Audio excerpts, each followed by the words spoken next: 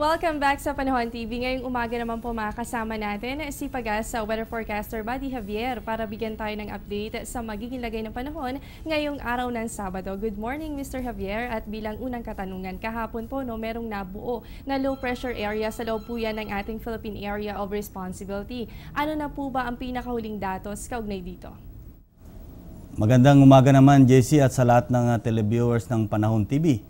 Yung pong low pressure area na binabantayan namin as of 4 a.m. kanina, ito po nasa layong 870 kilometers east-northeast of Basco, Batanes.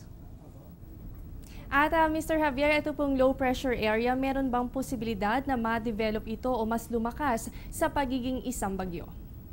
Base sa current data, within 24 hours, ito pong binabantayan namin na low pressure area ay nananatili siyang low pressure area pa rin po.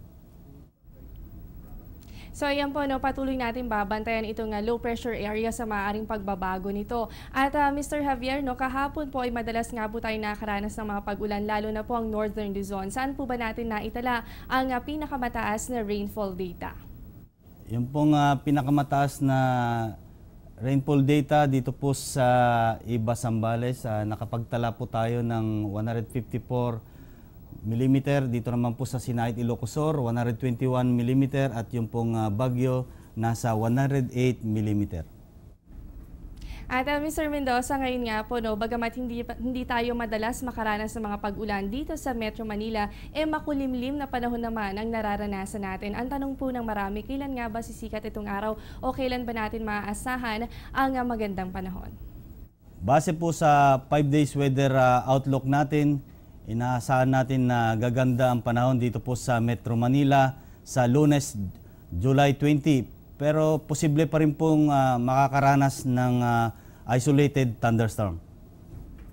So ayan po, ulitin lamang natin, sa darating na Lunes, asahan na po natin ang magandang panahon dito po yan sa Metro Manila. At bilang panghuling katanungan na lang po, Mr. Javier, ano po bang aasahan nating lagay ng panahon ngayong araw ng Sabado base po sa inyong 5 a.m. weather forecast? Mga pagulan na dala ng habagat na maaaring magdulot ng mga pagbaha at pagguho ng lupa ang maranasan sa rehiyon ng Ilocos, Benguet, Gitnang Luzon at sa mga isla ng Batanes, Calayan at Babuyan.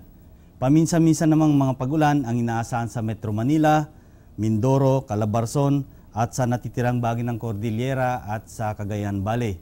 Samantalang bagyang maulap hanggang sa maulap na papawirin na may pulupulong pagkidlat at pagkulog ang maranasan naman sa nalalabing bahagi ng bansa. Kaya naman, huwag pong kalilimutan ang pagdadala ng payong dahil mapapadalas pa rin ang mga pag-ulan na mararanasan po natin sa mga susunod na oras dahilan pa rin po yan ng southwest monsoon o yung hanging habagat. Maraming salamat po, Mr. Javier. Huwag kayong aalis. Magbabalik pa ang Panahon TV matapos ang ilang paalala.